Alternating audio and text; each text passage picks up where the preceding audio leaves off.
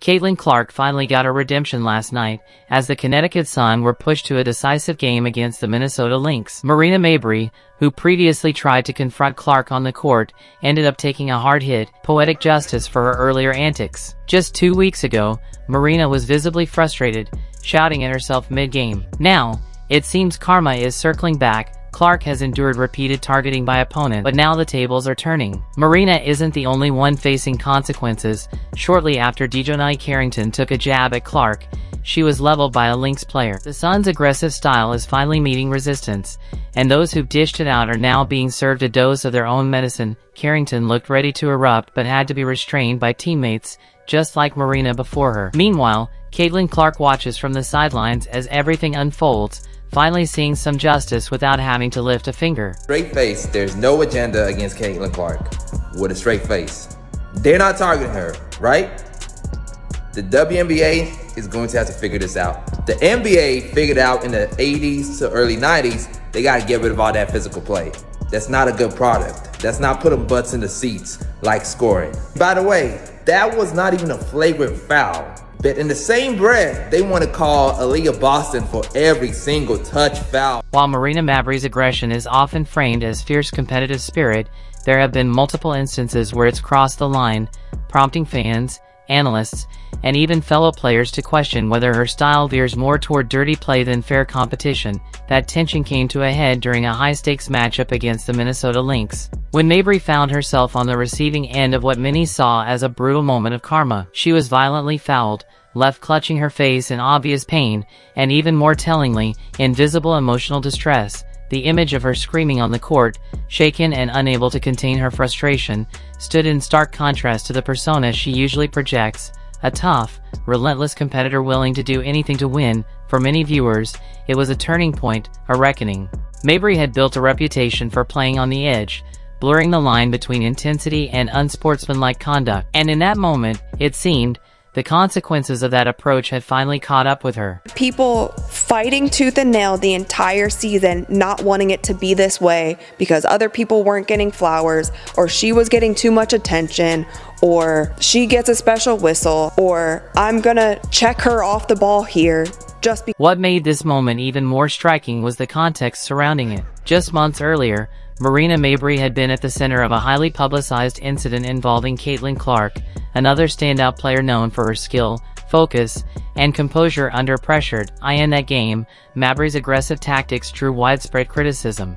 Many accused her of deliberately trying to disrupt Clark's rhythm with physical play that pushed the boundaries of legality. While Clark remained composed throughout the confrontation, it was clear to viewers that Mabrey had crossed a line, yet, at the time, there were no real consequences, no flagrant fouls, no suspensions, no accountability. It seemed she had walked away unscathed. That is, until now. When they got eliminated from the playoffs, the attendance dropped, the ratings dropped. If WNBA is more, it is, and I get it. Why aren't people? The foul Mabrey sustained during the game against the Minnesota Lynx was viewed by many as the universe finally balancing the scales. A player who had spent much of her career testing the limits of acceptable conduct on the court was now being confronted with the consequences of those choices. The blow she took wasn't just physical, it was symbolic. A stark reminder that in basketball, as in life, actions have consequences.